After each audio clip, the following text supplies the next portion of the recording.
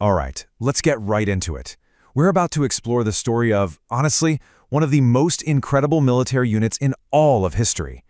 I'm talking about an elite fighting force of 300 men who for 40 years were completely undefeated. They were known as the Sacred Band of Thebes, and their secret weapon? Well, it was love. But here's the thing, to really understand their story, we actually have to start at the very end. So picture this, the year is 338 BCE. We're on a battlefield, a place called Charonia. The sacred band has just been completely wiped out. Their conqueror is walking among the dead. But what he does next? Well, that's where the mystery begins. The victorious king, a guy named Philip II of Macedon, looks down at the bodies of his fallen enemies, and he starts to weep. Yeah, you heard that right. He doesn't celebrate, he doesn't gloat. Instead, he defends their honor, putting this powerful curse on anyone who would dare speak badly of them. So, why? Why on earth would a conquering king weep for the very men he just defeated? It's because those 300 men lying dead in front of him, they were 150 pairs of male lovers. Philip understood that what he had just destroyed wasn't simply an army. No, it was a brotherhood, one forged in love. And that just begs the question, who were these men? Okay, to answer that, we've got to rewind the clock a bit. See, the Sacred Band wasn't just some new military tactic. It was something more. It was the living, breathing embodiment of a pretty radical philosophical idea. And that idea was based on this one central question. Could love, the deepest human emotional bond, could it actually be turned into a weapon of war? Could you build an army on love and make it invincible? Well, the people of Thebes decided they were going to find out. And you know what? They might have actually gotten the idea from Plato himself. Way back around 385 BCE, in his famous work, The Symposium, he basically floated this exact theory. The logic was pretty simple, really. Think about it.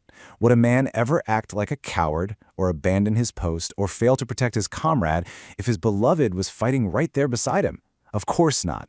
Honor and love, Plato argued, would make them absolutely fearless. Now, it's important to understand, this kind of relationship wasn't just a simple romance as we might think of it. The Greek model of an Erastes and an Eromenos, it was a respected social institution. You had an older man, the Orestes, who acted as a mentor to a younger man, the Eromenos, guiding his development and teaching him about virtue. This was seen as a really key part of a young man's education and military morale, especially in warrior cultures like Sparta. So how does a philosophical idea like this become a real-life army? Well, this timeline shows us a city in total turmoil. In 382 BCE, the big military powerhouse Sparta just marches in and takes over Thebes. A few years later, though, some Theban exiles manage to fight back and reclaim their city and their democracy. And now they need an elite force to defend it. So a general named Cowardice officially forms the Sacred Band in 378 BCE. Suddenly, a philosophical theory was about to get tested with real blood and steel. And oh boy, did they test it. The question wasn't if it could work anymore. The question was how it would hold up on the battlefield against the most feared armies in all of Greece. At first, their founder, Cowardice, had this idea to scatter the 300 men throughout the regular army, hoping they'd inspire all the other troops. But then their next commander, a truly brilliant general named Peloponnese, he had a much better idea. He decided to group them all together as a single, unified shock troop. Basically, a spearhead designed to just shatter enemy lines. And let me tell you, that changed everything. So, their first major test under Peloponnese comes at the Battle of Leuctra in 375 BCE. They're on their way to take a town when they run smack into a huge Spartan force coming the other way. And they were badly, badly outnumbered by the most feared warriors on the planet. Okay, I absolutely love this quote. It just perfectly captures their incredible confidence. So a scout comes running back, totally panicking, and he cries out, "We've fallen into our enemy's hands!"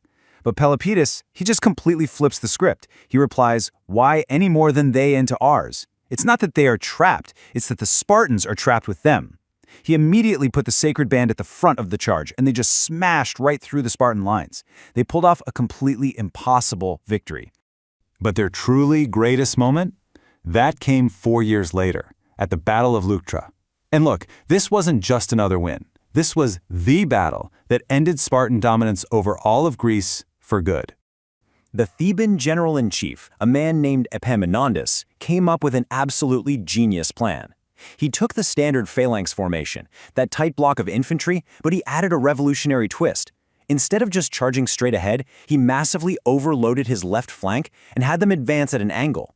This whole thing was designed to completely confuse the famously rigid, by-the-book Spartans. So as the main Theban force is moving in, Peloponnese leads the sacred band in this devastating charge right into the heart of the Spartan elite. And as the historian Plutarch tells it, the Spartans were so completely stunned by their speed and their ferocity that their lines just collapsed. It was a total slaughter. The so-called invincible had been proven very, very mortal. And just like that, an era of Theban dominance began, all built on the reputation of this one elite force. For 40 straight years, the sacred band was undefeated. They were a symbol of Theban power and of that unique bond that fueled them. Which brings us full circle, right back to that fateful day at Chaeronea.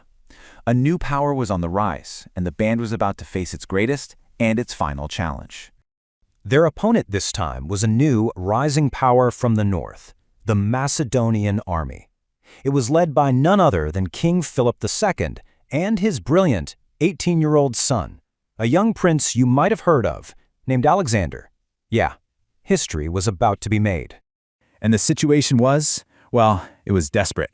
As you can see from these numbers, the Thebans and their Athenian allies were outnumbered more than 3-1. They were facing a truly overwhelming force. At a key moment in the battle, young Alexander led his cavalry in a charge that completely surrounded the sacred band. They were cut off. There was no hope of victory. They could have surrendered. They could have tried to run. But they did neither. Staying true to their code, they stood their ground and they fought to the very last man. They chose to die together rather than suffer the disgrace of retreating. And this number, it's just haunting. When archaeologists eventually excavated the mass grave beneath the monument built to honor them, the Lion of Chaeronea, they found the skeletons of 254 men, all laid out in neat rows. It's the physical proof of their final heroic stand. But here's what might be the most incredible part of this entire story. Even in their total destruction on that battlefield, the influence of the sacred band, it didn't end there. Nope. In fact, in a way, it was just getting started. And this is where we find the ultimate irony. See, their conqueror, Philip II, had actually spent 3 years of his youth as a political hostage right there in Thebes. He literally watched the sacred band train, he studied their tactics, he saw the brilliance of generals like Epaminondas, and he used them as the model for his new professional Macedonian army, even improving on their phalanx design. So the very army that defeated the sacred band was inspired by them.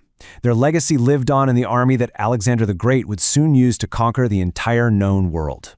For centuries, their story was kind of pushed to the side, often overlooked, maybe because it challenged more modern ideas or prejudices. But today, as our world changes, the sacred band is finally getting the recognition they deserve. They're being remembered not just as incredible warriors, but as powerful LGBTQ+ icons from the ancient world. Their story really shows us that an idea can be so powerful it outlives its creators. It shows that love, in all its forms, can be a source of absolutely unimaginable strength, and it proves that a bond of honor can be powerful enough to change the world.